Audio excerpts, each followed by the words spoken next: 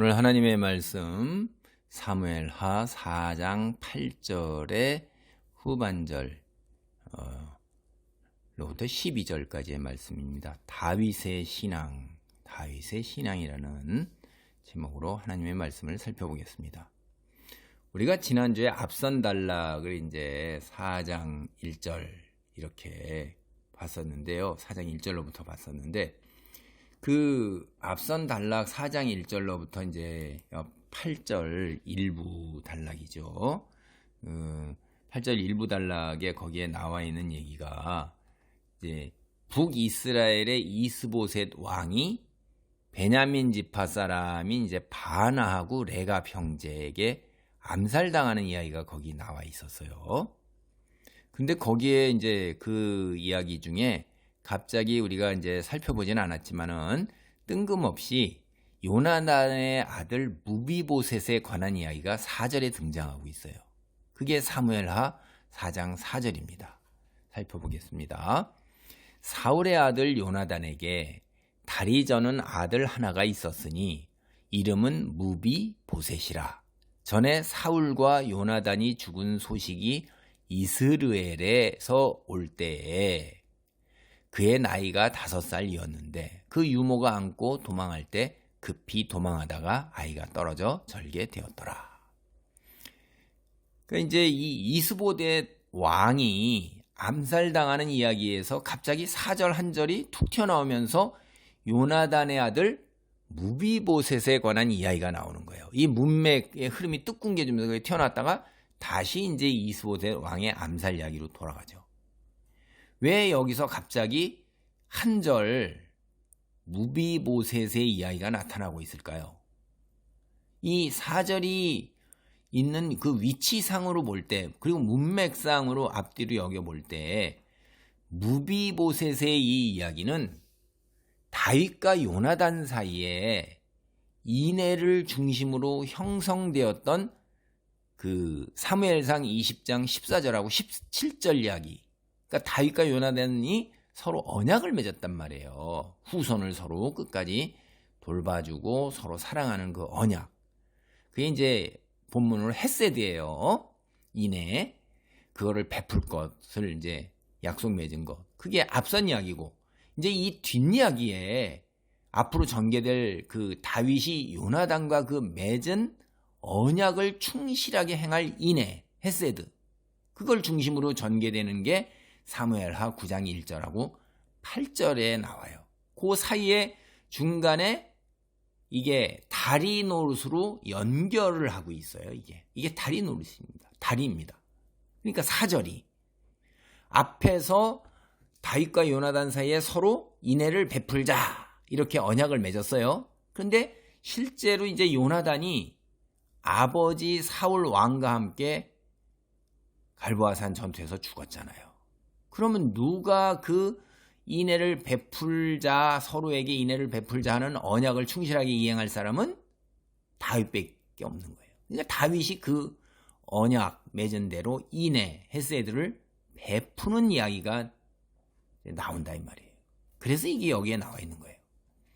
사울의 뒤를 이어서 왕이 된 이스보셋을 제외하면 지금까지 사울 집안에서 살아남은 자가 누구인지 여기 나오지 않고 있어요. 그러면 이 상황에서 이제 이스보셋마저 암살되었으니 다윗이 요나단과 맺은 언약, 그게 인애를 서로 베풀자 하는 것이 실현될 가능성이 거의 없게 되잖아요.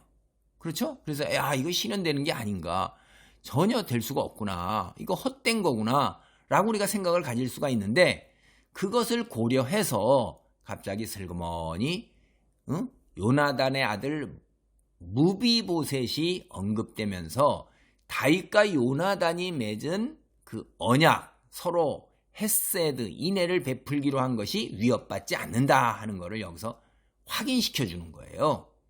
예? 아버지 요나단 길보아 전투에서 죽었어요. 근데 무비보셋이 그때 5살이거든요. 그 소식을 듣자마자 그 무비보셋을 키우던 유모가 무비보셋을 이스르엘에서 이제 그 지방에서 안고서 도망가는 거죠. 근데 얼마나 황급하고 경황이 없었든지 그 5살짜리를 업고 안고 가다가 떨어뜨린 거예요.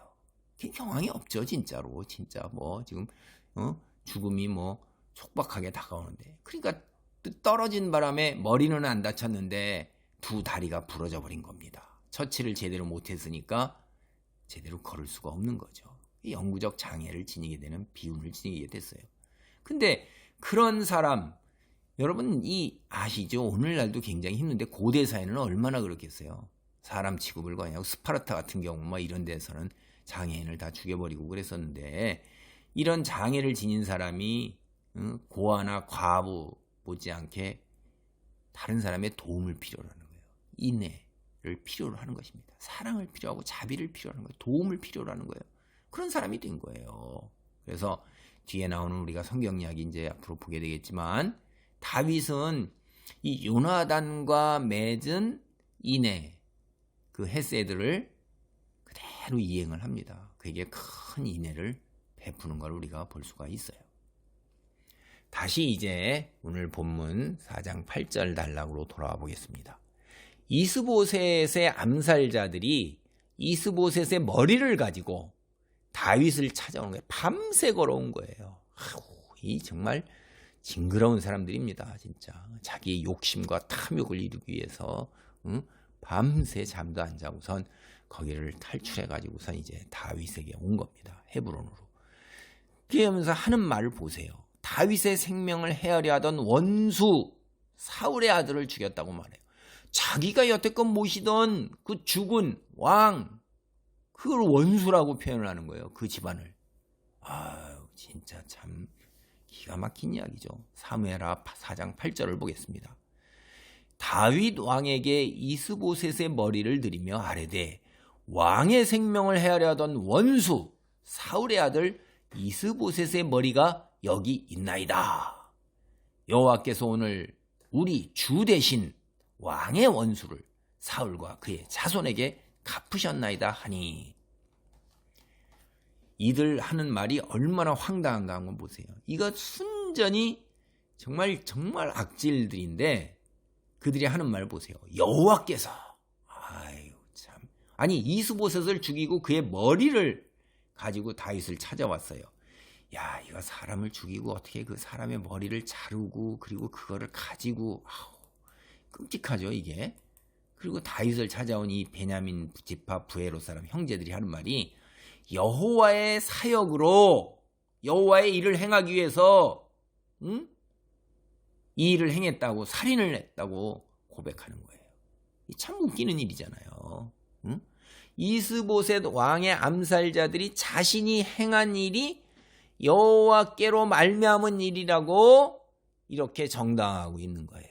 얼마나 명분을 내세워요. 기가 막힌 거죠. 근데 실제는 어떤 거예요? 자기 중심적이에요. 자기의 이익을 취하기 위해서 싼 방법을 안 가리는 거예요. 자기 보세요. 남보다 한 발 앞서서 자신의 탐욕을 채우기에 급급해서 잔머리를 잘 굴리는 사람들이에요. 지독하게 악질스러운 인간들인데 겉으로는 신앙으로 행한 일이라고 가식적으로 혀를 놀리고 있는 것입니다.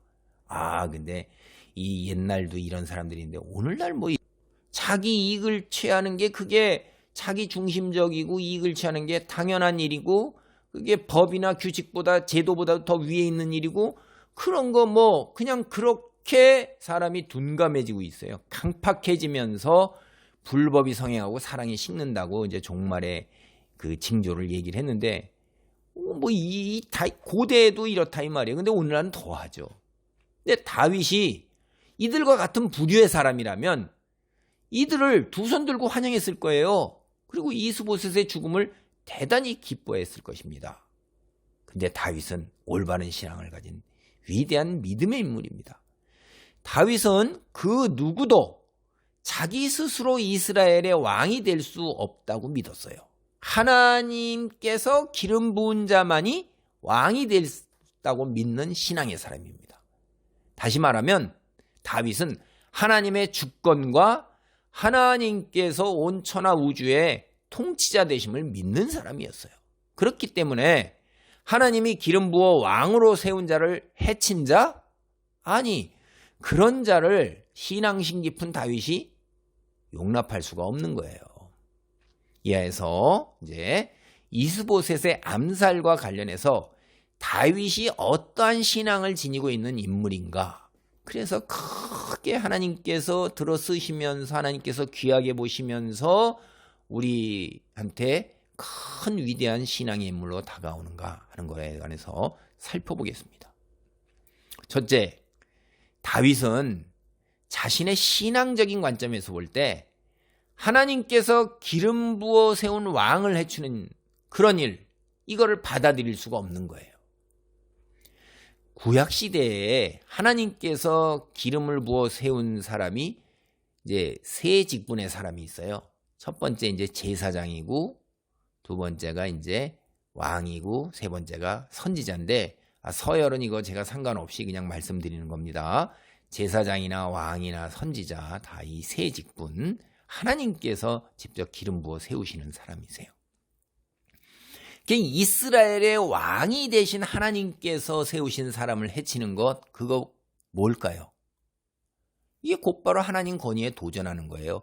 오늘날 우리 세상에서도 보세요. 대한민국의 대사, 대한민국을 대표해서 다른 나라에 가서 대한민국을 대표해서 일을 하는 사람을 대사라고 그러는데, 그 대사를 갖다가 해친다. 그런다면 그건 대한민국 전체 주권에 도전하는 거고 대한민국 전체를 우습게 보는 거라 이 말이에요. 대사라는 게 뒤에 대한민국이 버티고 있기 때문에 다른 나라의 그 사람들도 함부로 건들지 못하는 거예요. 그 사람 하나 뭐 아무것도 아닌 거죠. 그러나 그 뒤에 버티고 있는 대한민국의 힘, 주권, 그거를 두려워하면 감히 덤비지 못하는 겁니다. 근데 이 하나님께서 세우신 사람을 해친다? 그러면 하나님 권위에 도전하는 거고 하나님을 거부하는 거고 하나님을 무서워하지 않는 거죠. 여러분, 이스라엘의 정체성이 뭘까요? 이스라엘의 정체성은 언제 확립되냐 하면 애굽 땅에서 노예살이를 하다가 거기에 벗어나서 출애굽을 하면서 이제 자유인이 되었어요. 그럴 때 그들이 자유를 누리는, 노예에서 자유를 누리는 하나님의 백성으로 다시 탄생하는 거예요. 그럴 때 하나님과 언약 관계를 맺습니다. 나는 너희를 애굽 땅에서 구해낸 하나님이라. 너희는 내 백성이요, 내 소유다라고 하면서, 그럴 때 이스라엘 백성이 우리가 하나님만을 섬기겠나이다 이렇게 했단 말이에요. 그러니까 이 언약 관계가 맺어서 하나님의 백성이고 하나님의 자녀란 말이에요. 그러니까 하나님을 떠나면 이 사람들은 자기 정체성이 없는 거예요. 하나님을 부인하면 자기가 누구냐는 그 근원 자체의 뿌리를 완전히 부인하게 되는 거예요. 이방 민족은, 세상 사람들은 하나님이 없습니다. 그러니까 이방 민족, 세상 사람과 이스라엘이 확실하게 구별되는 게 바로 오늘날 이제 조금 학문적인 용어로 하면은 인간 중심이냐 아니면 하나님 중심이냐 하는 거예요. 그러니까 헬라, 그리스 사상, 그쪽으로 해서 로마로 뿌리가 이어지는 그 사상, 철학 사상, 문화, 예술, 삶의 풍습, 모든 것은 다 그게 인간 중심이에요. 사람이 그 가운데 중심이고 다 자기 중심적이란 말이에요. 인간의 모든 것을 채우기 위한 것. 그런데 이 이스라엘 민족으로부터 구별되는 헤브라이즘, 이거는 하나님 중심이에요.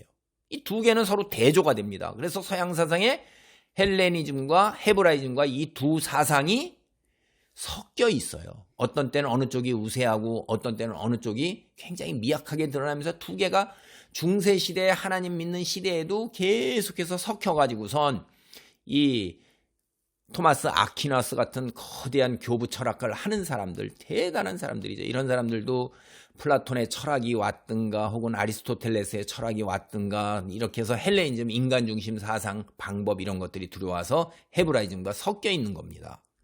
근데 이런 것들을 부인하면, 헤브라이즘을 부인하면 이들은 인간중심으로 세상 사람이 되는 거죠. 그런데 자기는 뭐예요? 노예 출신이잖아요.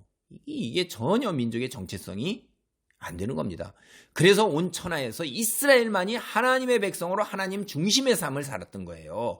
모든 세상 나라, 거기에 속한 세상 사람들, 자기 인간 중심으로 살고 인간 머릿속에서 찾아낸 것, 세운 것, 그런 걸 중심으로 사상과 학문과 문화를 전개해 나갔던 거예요. 근데 이스라엘은 그렇지가 않다 이거예요.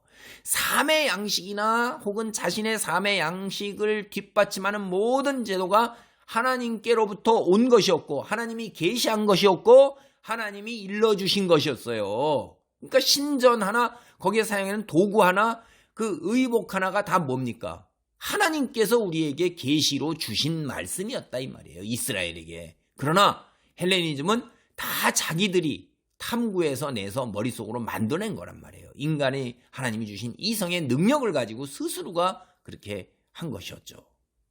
그러니까 이 세상 나라는 인간 스스로가 제정한 모든 것들을 토대로 해서 살아가는 거예요. 근데 이스라엘은 그렇지가 않았잖아요. 이스라엘은 하나님께서 기름을 부어서 지배자를 세우셨고 왕을 세우셨어요. 세상 나라들은 그 중에서 경쟁해서 힘 있는 자가 지배층 왕으로 올라서서 자기가 규칙을 정해가지고 다스리는 거예요. 그러니까 애당초부터 프로타고라스라는 사람이 뭐라고 했냐면 인간은 만물의 척도다 했을 때 거기 인간은요 개인 인간을 얘기하는 거예요. 모든 인류를 대표하는 보편적인 인간이 아니라 어떤 한 개인 왕, 그럼 자기가 만물의 척도예요. 왕이 됐으면 김철수가 만물의 척도, 그 다음에 김철수 뒤에 이어서 박동수 하면 박동수가 인간의 척도예요. 지척도예요. 그러니까 왕마다 다 나라마다 다 세상 나라는 다 다른 척도를 갖고 있는데 하나님의 나라는 안 그렇다 이 말이에요. 하나님의 말씀이 척도였어요.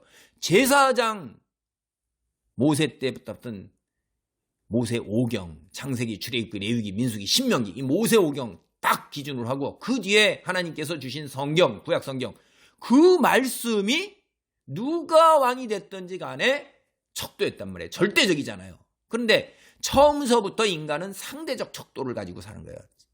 힘 있는 자의 척도 가지고선 힘 있는 자는 계속 바뀐단 말이에요. 너무나도 다른 거예요. 그래서 이스라엘 백성은 하나님께서 세우신 질서를 근간으로 해 살아가는 거예요.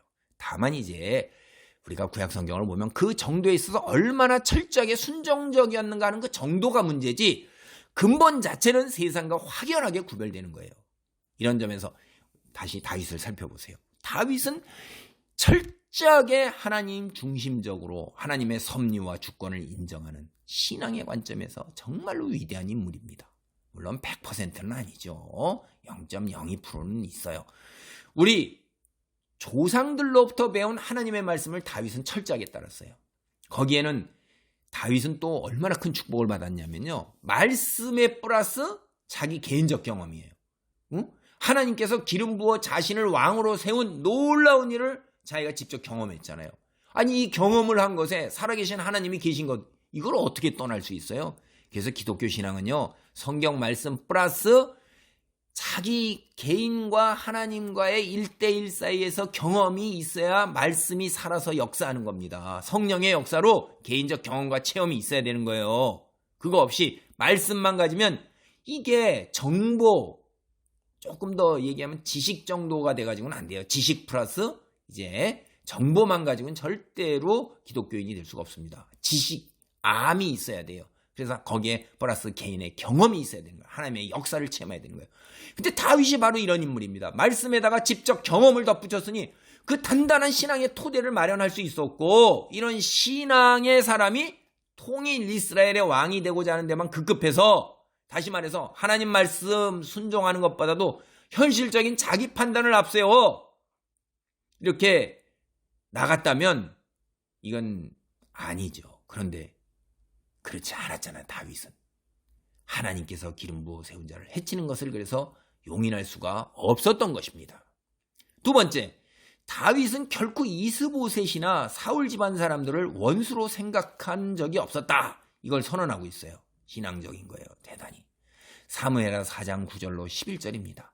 다윗이 부에롯 사람 림몬의 아들 레갑과 그의 형제 바하나에게 대답하여 그들에게 이르되 내 생명을 여러 환난 가운데서 건지신 여호와께서 살아계심을 두고 맹세하노니 전에 사람이 내게 알리기를 보라 사울이 죽었다 하며 그가 좋은 소식을 전하는 줄로 생각하였어도 내가 그를 잡아 시글락에서 죽여서 그것을 그 소식을 전한 가품으로 삼았거든.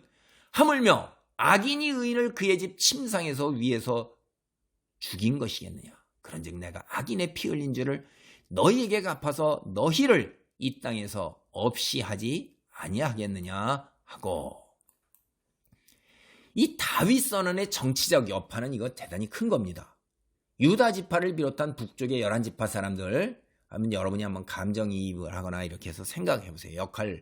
역할이입 채택을 해가지고 우선 관점을 바꿔서 온 이스라엘 사람들이 이스보셋의 목을 가져온 베냐민 지파 형제들을 공로를 치하하지 않고 공로라고 보지 않고 오히려 그들을 처형했다는 소식을 들었어요.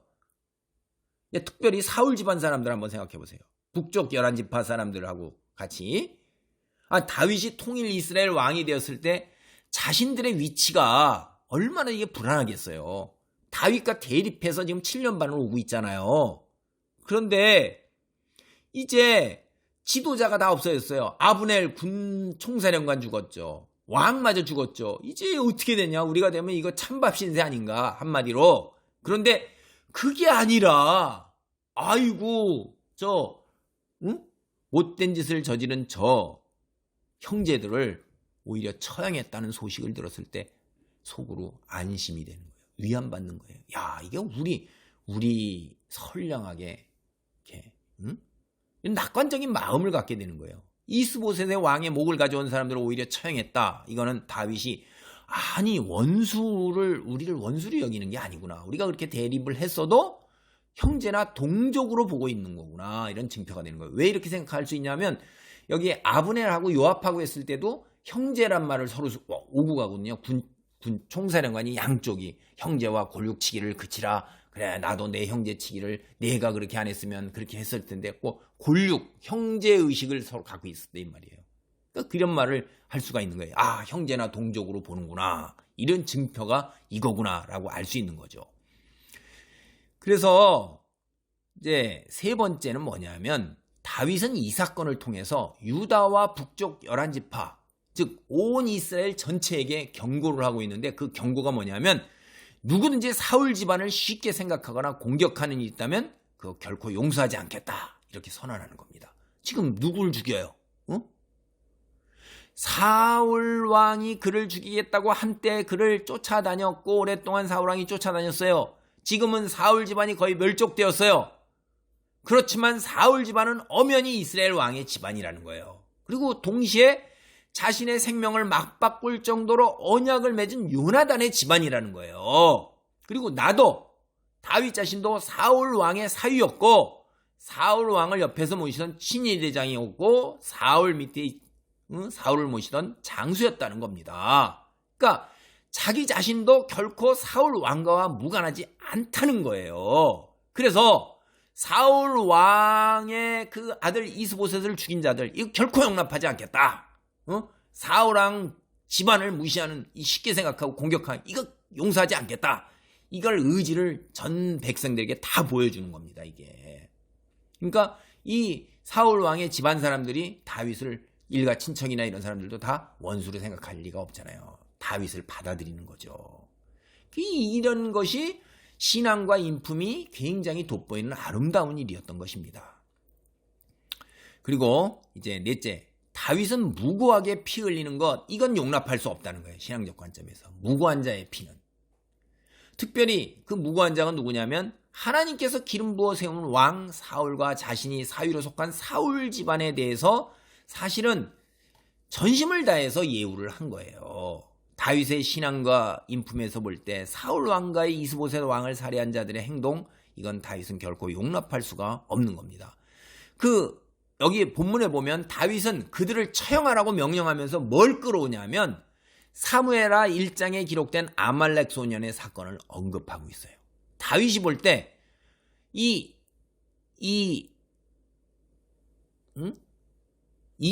두 형제의 이 행동이라는 게 아말렉 소년보다 더 질이 나쁘다 이거예요.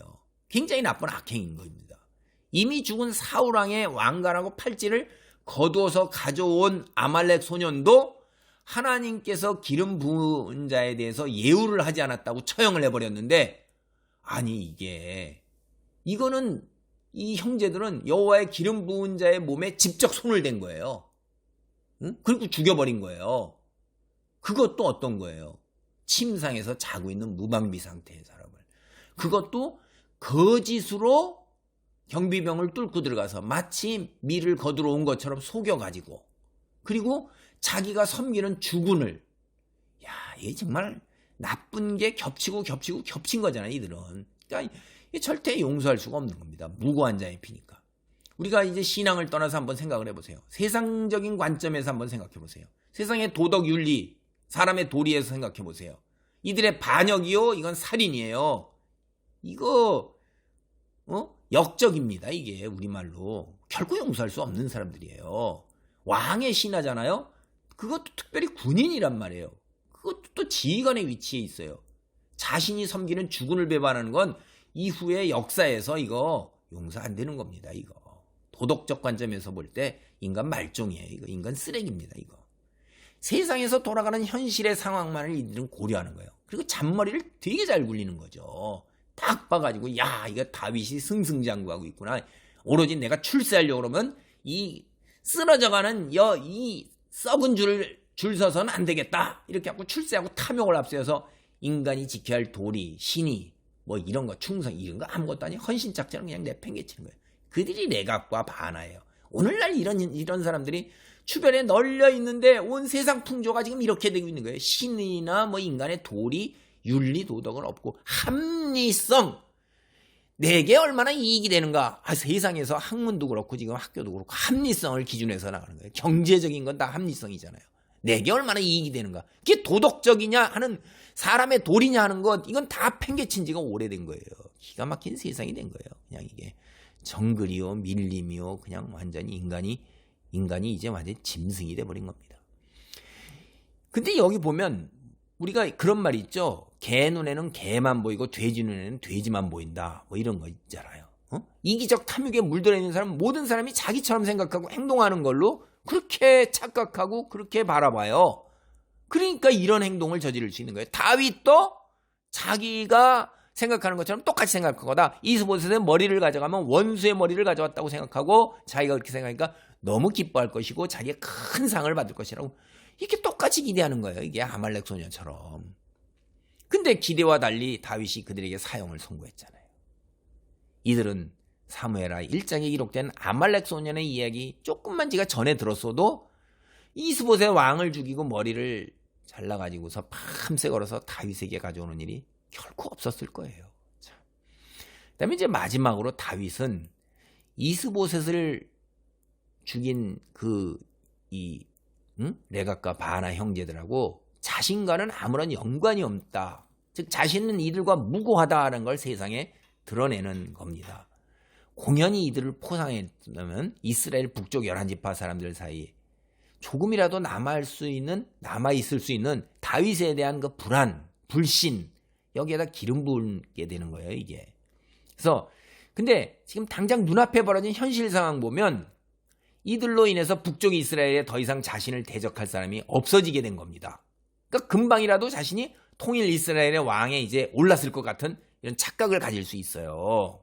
근데 하나님 절대 주권을 믿고 의지하고 순종하는 다윗은 이게 위대한 거예요. 눈에 보이는 현실로 판단하지 않습니다. 믿음으로 판단하는 거예요, 이게.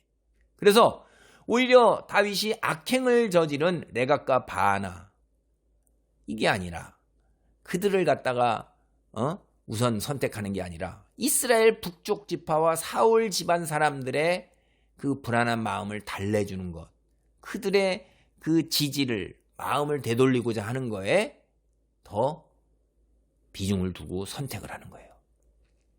사실 이런 상황에서 이제 믿음의 관점에서 보면 암살자들을 포상하고 환영하는 건 정치적으로 결코 도움이 되지 않아요. 이게 다윗이 정치적 야심을 가지고 사울 집안까지 이렇게 넘보는 사람이 아니다. 왕가를 바꿔버리는 거잖아요, 다. 이게. 그럼 전에 있던 왕가를 어떻게 하겠어요?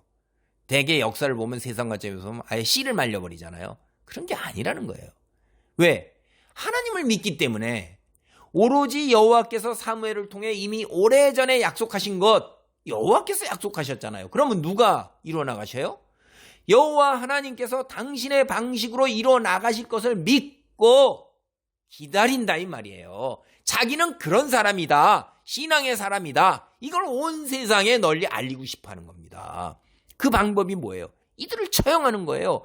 다윗은 하나님이 약속하신 것을 인간적인 수단이나 방법, 현실적인 관점 이런 게 아니에요. 믿음을 떠난 비신앙적 방식으로 일어나갈 생각이 전혀 없음을 역설하고 있는 것입니다. 다윗은 조용히 잠잠히 하나님의 때와 역사를 기다리는 것입니다.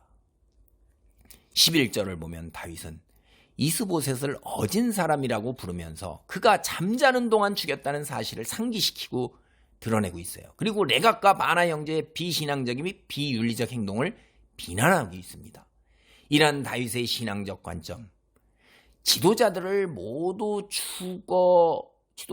죽어서 방황하는 북쪽 이스라엘 11지파, 여기 사람들에게 큰 위로와 격려가 되었을 것입니다. 다윗은 이스보셋의 머리를 가지고 예우를 갖춰서 장례를 치러주고 헤브론 아브넬의 묘 옆에 함께 묻어주었어요. 반면에 암살자들은 죄를 직접 저지른 그 손과 발을 잘라내버렸어요. 그리고 그들의 죽음을 헤브론 연못가에 매달았습니다. 이 고대 사회에서 악행을 저지른 자 혹은 정복자들은 있잖아요. 이런 통상적 처형 방식이 이런 거예요. 이렇게 홍보와 교훈을 주고자 하는 목적으로 그들을 매답니다. 사람이 많이 다니는 곳에 성벽에 혹은 성문에 성벽 뭐 이런 데 같은데 이게 이제 동서양이나 그런 게 있는 거예요. 이스보셋의 죽음으로 인해서 북쪽 지파에는 더 이상 왕이 없게 되었습니다. 다윗이 통일 이스라엘의 왕이 되는 순간이 이제 한 걸음 성큼 현실적으로는 다가왔습니다. 오늘 말씀을 정리합니다. 여러분, 유유상종이라는 말이 있습니다. 다윗은 세상 속에서도 믿음의 사람으로 살았습니다. 오늘날 그리스도인 삶의 여정에 빛을 비추는 등대가 되고 있어요. 우리는 다윗의 발자국을 따라 하나님의 섭리를 믿고 의지하며 그리고 하나님의 때와 역사를 기다리며 참고 기다리는 믿음의 사람이 되기 바랍니다. 신약 성경에서도 참고 기다리라는 말을 우리 사도들이 계속해서 우리에게 역설적으로 하고 있습니다. 사실 쉽지 않습니다. 그러나 가족과 교회 공동체 안에서 위로를 받고 힘을 얻고 그래서 다윗과 같은 믿음의 사람으로 하나님의 때와 역사를 기다리는 사람으로 우뚝 설 수 있기 바랍니다. 아멘.